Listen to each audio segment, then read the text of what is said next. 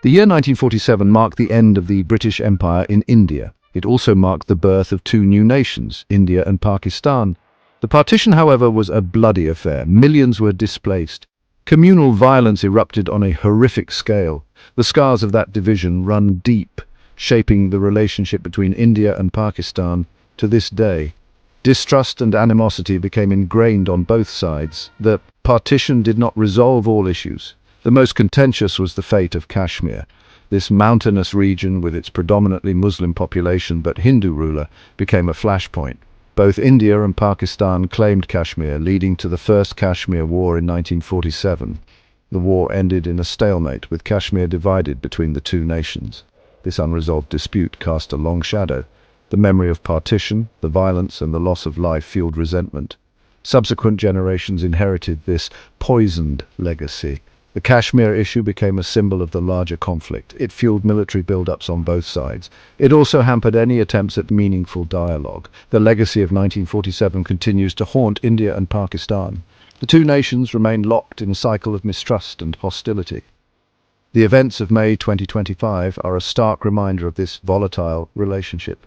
The path to peace remains elusive, overshadowed by the ghosts of the past. The Kashmir Dispute is not merely a territorial conflict. It represents a complex web of historical grievances, religious tensions, and political aspirations. Following the 1947 war, a fragile ceasefire line, later known as the Line of Control, divided the region. This division did little to quell the underlying tensions. In 1965, a second war erupted between India and Pakistan, again centered on Kashmir.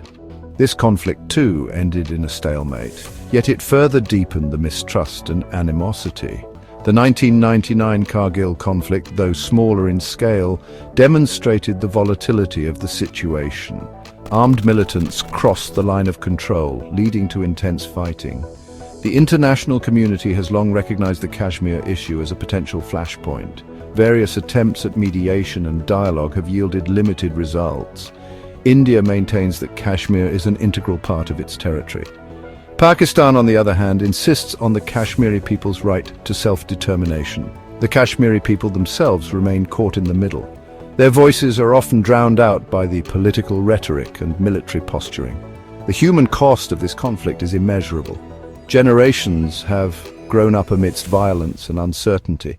The dream of a peaceful and prosperous Kashmir seems distant. India has long accused Pakistan of supporting and harboring terrorist groups operating in Kashmir. These groups, India argues, aim to destabilize the region and incite violence against Indian forces. Pakistan denies these accusations, claiming it only provides moral and diplomatic support to the Kashmiri people's struggle for self-determination. This blame game has fueled an environment of suspicion and hostility. Cross-border firings and ceasefire violations have become disturbingly common. Each incident raises the specter of a larger conflict, pushing the two nuclear-armed neighbors closer to the brink. The events of early May 2025 represent a dangerous escalation in this long-standing conflict. Following a deadly attack on Indian tourists in Indian-administered Kashmir, India launched airstrikes targeting alleged terrorist camps within Pakistan. Pakistan retaliated with missile strikes, claiming to have downed Indian fighter jets.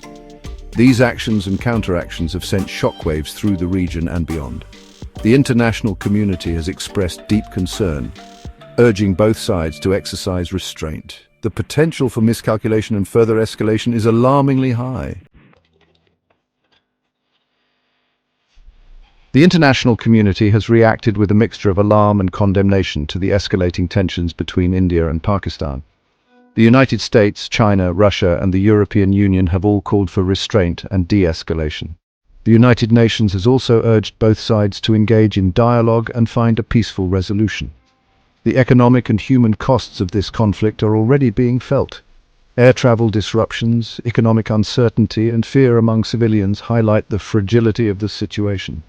The potential for a wider conflict, one with catastrophic consequences, cannot be ignored. The path forward remains unclear. Both India and Pakistan have dug in their heels, unwilling to back down. The international community faces the daunting task of mediating between two nuclear-armed rivals with a long history of animosity. The coming days and weeks will be crucial. The world watches with bated breath, hoping for a diplomatic solution. The alternative is unthinkable. The stakes are simply too high. The future of South Asia, and indeed the world, may hinge on finding a path to peace.